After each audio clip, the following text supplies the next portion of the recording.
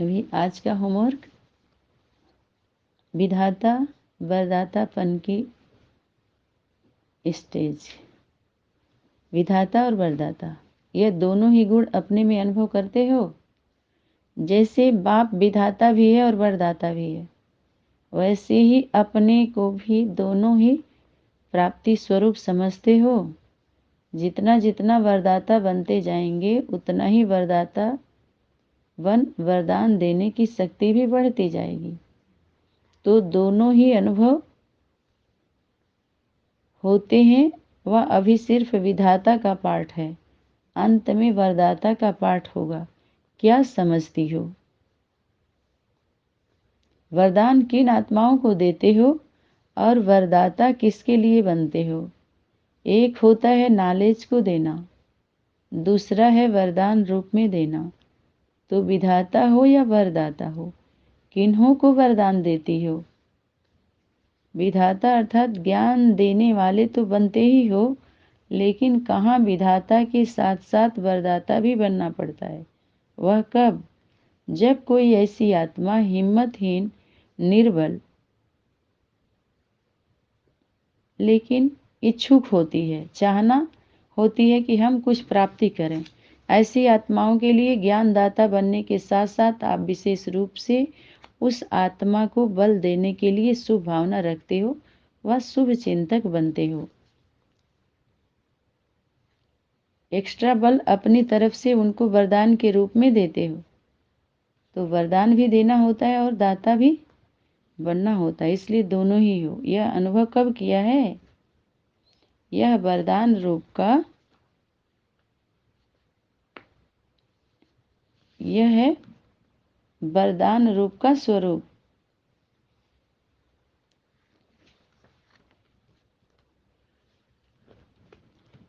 यहाँ पर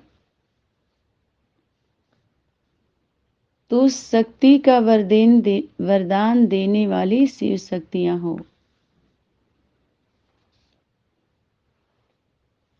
अभी ज्यादा सर्विस चलनी है नॉलेज के विधातापन की। अंत में नॉलेज देने की सर्विस कम हो जाएगी, वरदान देने की सर्विस ज्यादा होगी।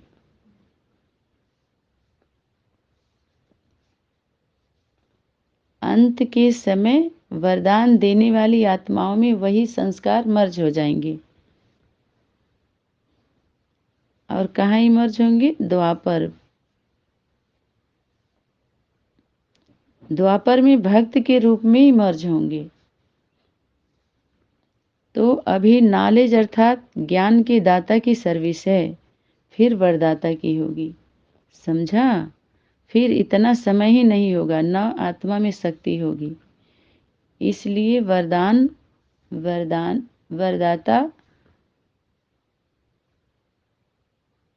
वरदान देने की सर्विस होगी। अभी यह सर्विस कम करते हो, फिर ज्यादा करनी होगी। अभी वारिस बनाने की सर्विस है,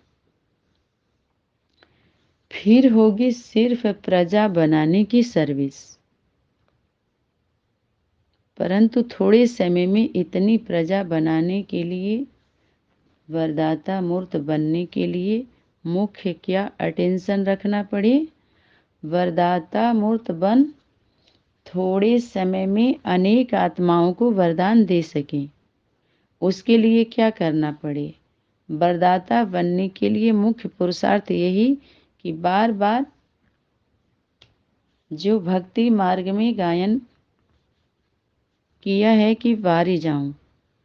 देखते हैं एक दूसरे के समाने के लिए कैसे कैसे कीर्तन भजन आता है ना, कि तुम्हारे ऊपर हम बलिहार जाएंगे, अपने सभी बल को दे देंगे। यह गायन अगर प्रैक्टिकल में कर लो तो जिसके ऊपर वारी जाते हो वह आपको भी सर्व वरदान देकर वरदाता मूर्त बना देते हैं। तो हर समय, हर कर्म में, हर संकल्प में यह सोचो कि वारी जाऊं का जो वचन दिया है वह पालन कर रही हूं। तो बाप वरदाता मूर्त है ना, बाप ने क्या दिया है? वरदान दिया है।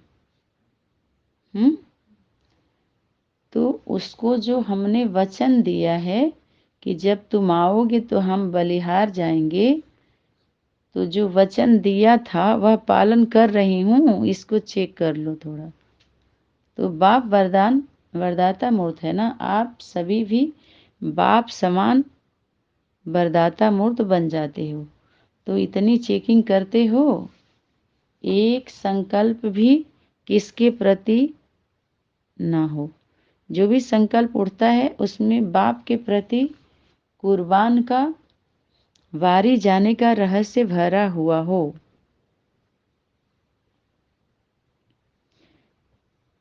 जो भी संकल्प उठता है या वाणी आती है, उसमें क्या हो?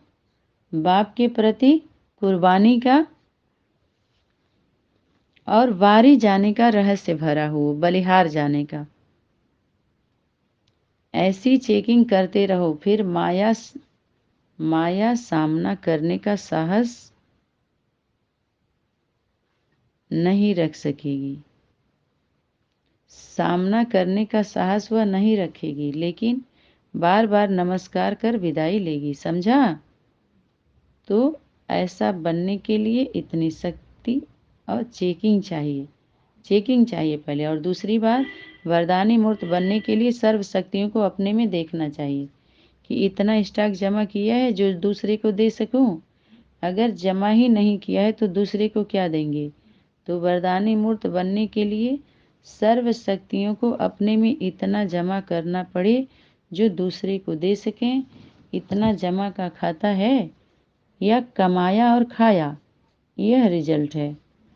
एक होता है कमाया और खाया, दूसरा होता है जमा करना, और तीसरा होता है जो इतना भी जमा नहीं करते जो स्वयं को भी चला सकें। दूसरे की मदद ले अपने को चलाना पड़ता है बाहरी दुनिया में, स्थूल कमाई। तो तीसरी स्टेज व दूसरी स्टेज में पार हुए हो, वह है कमाया और खाया। पहली स्टेज क्या है? जमा करना। तो जो बैंक बैलेंस अपना है वह देखते हो, बहुत भिखारी भीख मांगने के लिए आएंगे और तुमको भीख देना है। तो इतना ही जमा करना पड़े जो सभी को दे सको। जमा करना सीखो। यानी आपके कमाई में से, जैसे कुछ लोग होते हैं तो हम दो हमारे दो पर पलते हैं ना, हम दो हमारे दो, लेकिन उसके लिए शक्ति कह रही है तुम्हारी जो अगर दो भी कमाओगे तो 10 को देना पड़ेगा। तुम्हारे में से 10 का हिस्सा है। सिर्फ 2 से नहीं चलेगा तुम्हारा, न तो स्वयं से चलेगा। क्या करिए, तुमको औरों को भी देना है, तो इसलिए तुमको करना है ये मेहनत या ये कमाई या ये तपस्या। माना आपका जीवन दुनियावी सुख भोगने वाला हम दो हमारे दो वाला नहीं है। हम दो हमारे 10 या 12, फिर उनके उनके ऐसे है, तो इतने को देना है। तो अपना खाता देखा है? कई ऐसे भी होते हैं जो निकाल कर खाते जाते हैं, मालूम ही नहीं पड़ता है। फिर जब अचानक खाता देखते हैं तो समझते हैं यह क्या हो गया। तो यहाँ पर चेक करो, ऐसे तो यहाँ होंगे ही नहीं।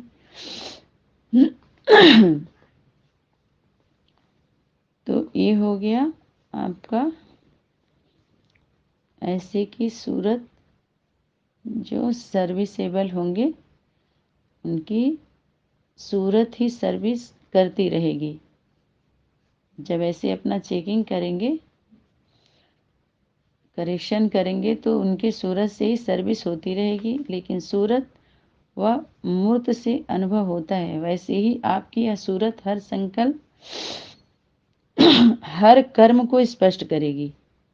आपकी सूरत किसको स्पष्ट करेगी? जैसे कोई ऊंच कुल का बच्चा होता है तो भले गरीब बन जाए, लेकिन उसकी झलक और फलक दिखाई देती है कि यह ऊंच कुल का है। वैसे ही जो सदैव खजाने से संपन्न होगा, उसकी सूरत भी कभी छिप नहीं सकती। आपके पास दर्पण है, सदैव साथ रखते हो, हर समय दर्पण देखते रहते हो। कई ऐसे भी होते हैं जिनको बार बार दर्पण देखने की आवश्यकता भी नहीं होती है, तो आप सेकंड सेकंड देखते हो और देखने की आवश्यकता ही नहीं पड़ती है। अपनी चेकिंग का नेचुरल अभ्यास हो। अगर नेचुरल अभ्यास हो जाए, तब तक बार बार चेकिंग करनी है, जब तक अभ्यास हो ना जाए। धीरे धीरे फिर ऐसे बने जाएंगे जो बार बार देखने की भी दरकार नहीं पड़ेगी। ठीक है। पढ़ाई पीरियड में हमें क्या करना होता है? चेकिंग करनी होती है। जब हम सर्विस में जाते हैं तो धीरे धीरे हम सर्विस करते करते हम परिपक्व होते जाते हैं। उसके पहले हम उतना प्रैक्टिकल नहीं किए होते हैं। तो ये परिपक्वता के लिए हाल से लेकर के अब तक की सारी पढ़ाई के साथ साथ क्या पेपर हुआ, और अभी क्या हो रहा है? रिहर्सल अभी अभी हो रहा है ना। तो जब तक सदैव सजे सजाए रहने की आदत न पड़ जाए, तब तक बार बार अपने को देखना और बनाना पड़ता है। जब 2-4 बार देख लिया कि जब माया किसी भी प्रकार से, किसी भी रीति से मेरे श्रृंगार को बिगाड़ नहीं सकती है, फिर बार बार देखने की जरूरत नहीं है। फिर अपना साक्षात्कार दूसरों के द्वारा भी आपको भी होता रहेगा, उनको भी होता रहेगा, है ना।